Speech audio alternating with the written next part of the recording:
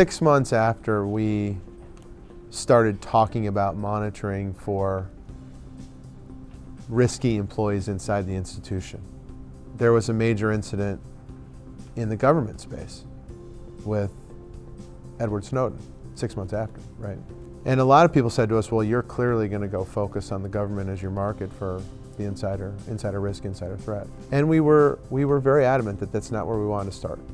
You know, we really wanted to focus on the financial industry as a starting point for a couple of reasons. One is definitely to protect from the leakage of sensitive client information and intellectual property and trade secrets and all of that. But the second is there's also a wealth of requirements that these firms have to do. There was a bar that was being raised from a regulatory compliance perspective. The regulators were pushing for a higher level of employee oversight.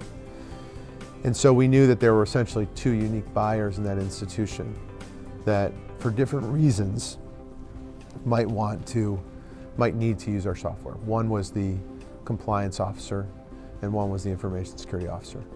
So we went down that path and we started talking to both, and that actually turned out to be an incredibly good move for us.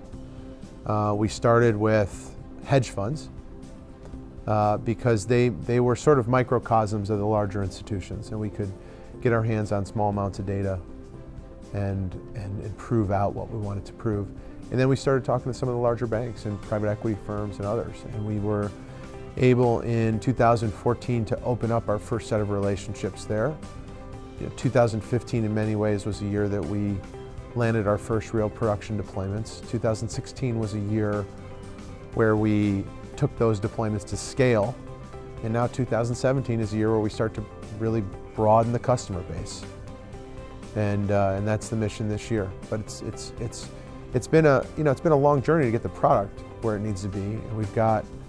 But I think we're really confident about where we're at now and what we're releasing in the short term, that we've really figured it out.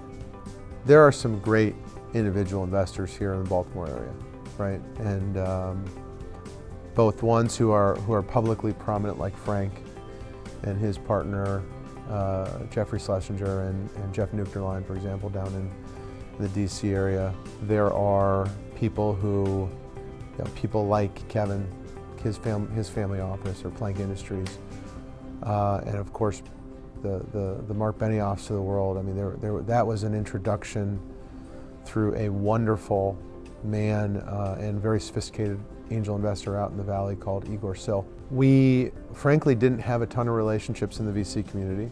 There's another person that was critically important in this process was a fellow called Christian Lawless, who's up in New York, who runs a early stage firm called Conversion Capital that participated.